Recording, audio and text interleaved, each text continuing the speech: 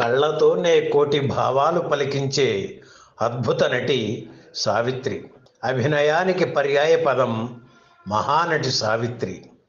తెలుగు నాటే కాదు, తమిళ చిత్రాలతో, తమిళనాట కూడా సావిత్రి తనదైన నటనతో మురిపించారు, మైమరపించారు. తెలుగులో మహానటులు ఎన్టీఆర్, ఏఎన్ఆర్లతో కలిసి సావిత్రి నటించిన అనేక చిత్రాలు ప్రేక్షకుల్ని పరవశింపజేశాయి. పౌరాణికాల్లో మాయాబజార్, శ్రీ వెంకటేశ్వర మహాత్మ్యం, నర్తనశాల, పాండవ వనవాసం, జానపదంలో చంద్రహారం, బండరాముడు, కంచుకోట వంటి చిత్రాలు మహానటి అభినయానికి అద్దాలు. ఇక సాంఘిక చిత్రాల సంగతి చెప్పనక్కర్లేదు. దేవదాసు, కన్యాశుల్కం, మిస్సమ్మ, దొంగరాముడు, తోటికోడళ్ళు, మూగ మనసులు, రక్త సంబంధం, గుండమ్మ కథ, ఇలా ఒకటేమిటి ఎన్నో చిత్రాలు పలకరిస్తూనే ఉంటాయి. మహానటి అభినయాన్ని గుర్తు చేస్తూనే ఉంటాయి.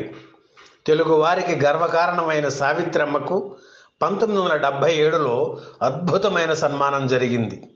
సెప్టెంబర్ 15న చెన్నైలోని సవేరా హోటల్లో జరిగిన ఈ కార్యక్రమానికి ఎన్టీఆర్, ఏఎన్ఆర్ ఎందువల్లో హాజరు కాలేకపోయారు.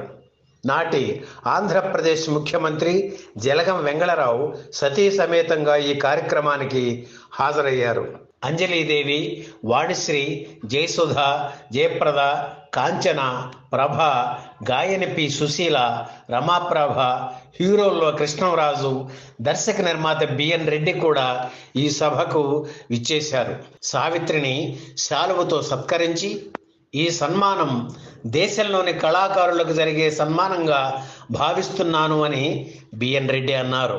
చెన్నైలోని ప్రముఖ సాంస్కృతిక సంస్థ కళాసాగర్ ఆధ్వర్యంలో జరిగిన ఈ కార్యక్రమంలో ఈ సంస్థ తరఫున ముఖ్యమంత్రి జలగం వెంగళరావు వెండి దీపం బహూకరించారు.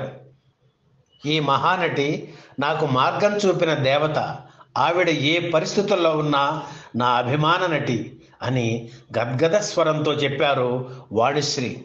పట్టు చీరతో పాటు బంగారు నెక్లెస్ బహూకరించారు.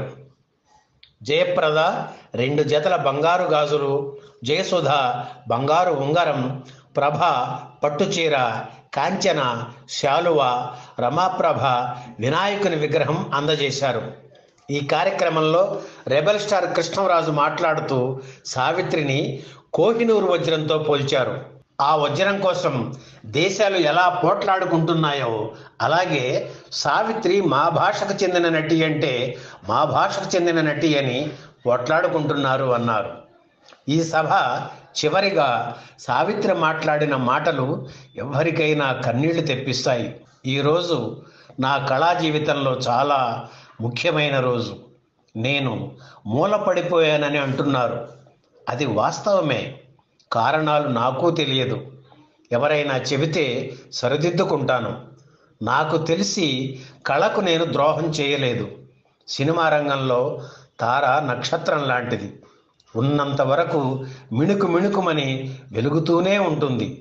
పడిపోయిన నక్షత్రాన్ని వెలుగులోకి రావాలని ఆశీర్వదించినందుకు మీ అందరకు కృతజ్ఞతలు. నన్ను దేవత అని పొగడడం కంటే కొన్ని అవకాశాలు ఇస్తే నేను సంతోషిస్తా. ప్రస్తుతం దేవదాసు మళ్ళీ పుట్టాడు చిత్రంలో నటిస్తున్నా. అది చూసి సావిత్రి మళ్ళీ పుట్టిందని మీరు అంటారు. ఆత్మకథ రాయమని కొందరు అంటున్నారు. నిజం చెప్పాలంటే నాలా ధైర్యంగా రాయగలిగేవారు ఎవరూ లేరు. కానీ అలా రాస్తే పెద్ద చిన్న అందరూ ఇబ్బంది పడతారు. అయినా వీలు చూసుకొని రాస్తా అన్నారు సావిత్రి. ఈ వీడియో మీకు నచ్చితే లైక్ చేయండి, షేర్ చేయండి, వెంటనే సబ్స్క్రైబ్ కూడా చేయండి.